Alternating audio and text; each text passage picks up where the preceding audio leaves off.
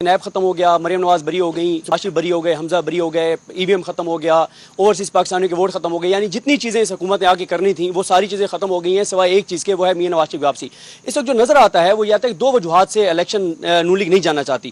ایک نون لیگ اس لیے نہیں جانا چاہتی کہ وہ کہتے ہیں لیول پلینگ فیلڈ, اور اس کا مطلب ہے نواز شریف کی واپسی.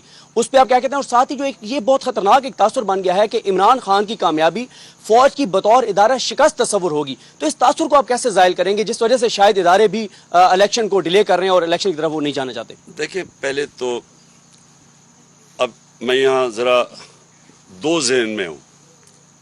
نواز شریف کو الیکشن صرف تب لڑ سکتا ہے کہ اس کی چوری معاف کر دی جائے.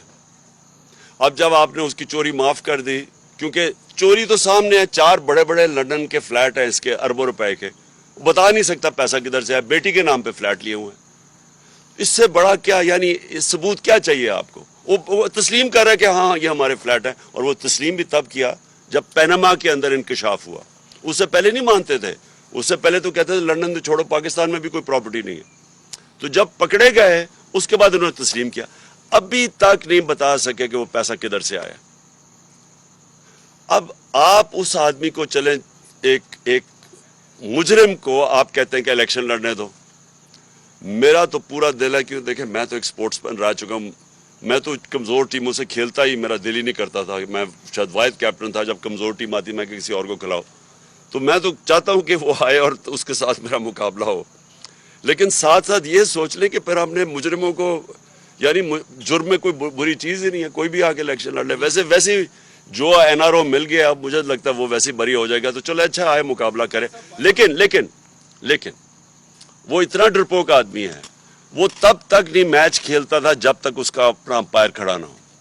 جمخانہ کلب کے اندر آج بھی کسی سے پوچھ لیں, بڑے لوگ ہیں یا ابھی جو کھیلتے تھے ہمارے ساتھ, یہ سلمان لوگی سے پوچھ لیں, جو وہ پہلے اپنا امپائر لے کے آتا تھا دونوں طرف, پھر کھڑا ہو کے بیٹنگ کرتا تھا.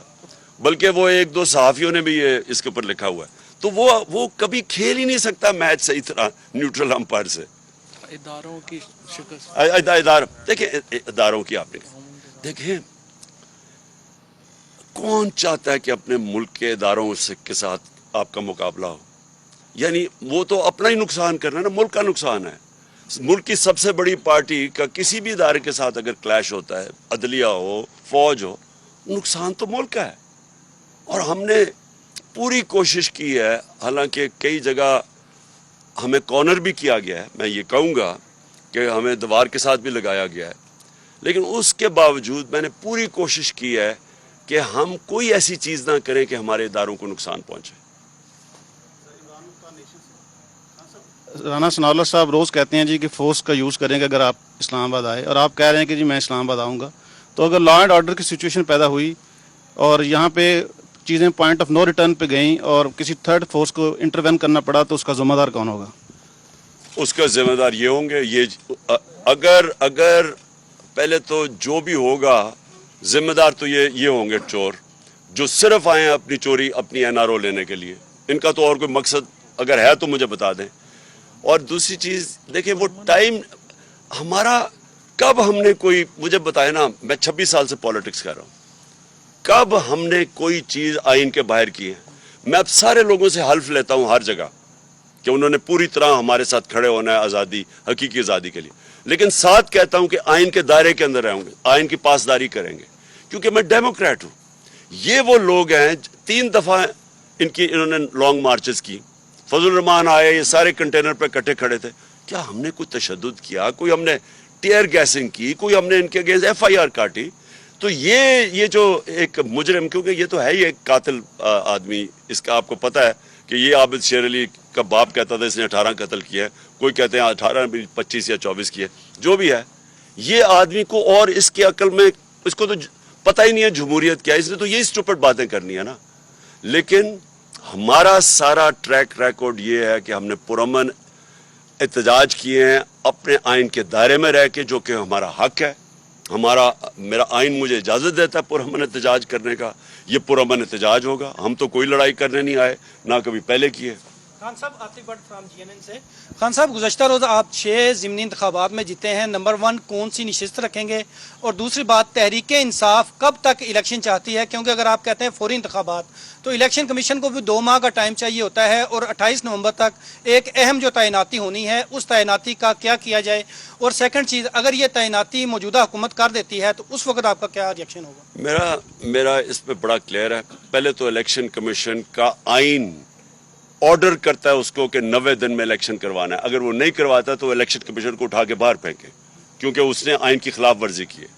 जहां तक आर्मी चीफ की अपॉइंटमेंट है, किसी सूरत नवाज शरीफ जैसे मुजरिम जिसका स्टेट पाकिस्तान में नहीं है, जो मुल्क से बाहर सारे उसके एसेट्स हैं पड़े हुए हैं, जो यहां से मनी लॉन्ड्रिंग करके पैसे बाहर लेके गया है, जो जब बाहर बैठा होता है तो सारा जिसने पाकिस्तानी फौज के खिलाफ जिस तरह की उसने स्टेटमेंट्स दी हुई हैं, जो उसका सारा, तो उस तरह के आदमी को आर्मी चीफ जैसी इतनी अहम अपॉइंटमेंट है पाकिस्तान की नेशनल सिक्योरिटी के हिसाब से, ना उसको अपॉइंट करना चाहिए। और जरदारी जिसको सारी दुनिया 10% कहती है, हालांकि हम डिस्प्यूट करते हैं 10% से ज़्यादा चोरी करता है वो, ये लोग, इस तरह के लोग मुझे बताएं क्या ये क्वालिफाइड हैं मुल्क के आर्मी चीफ को अपॉइंट करने के लिए? जो फिर से मैं कहता हूं कि वो सारा मुल्क की सिक्योरिटी डिपेंड करती है।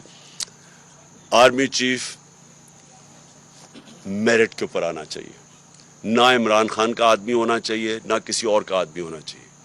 सारी दुनिया के अंदर ऐसी, और मैं बात कर रहा हूं कामयाब जो ममालिक हैं, मेरिट के ऊपर अपॉइंटमेंट्स होती है। इनको सिर्फ ये वो लोग हैं जिनको अपने जजेस चाहिए, अपने FI है, इन लोगों को अपना नैब का हेड चाहिए, जो इन्होंने मिलके चार्टर ऑफ डेमोक्रेसी में अपना नैब का हेड रख के तब मुल्क को लूटा था। उन लोगों को चाहिए जिनको कोई इस मुल्क के कानून तोड़ने होते हैं, या उनको पैसा चोरी करना होता है, या चोरी करके पैसा बचाना होता है।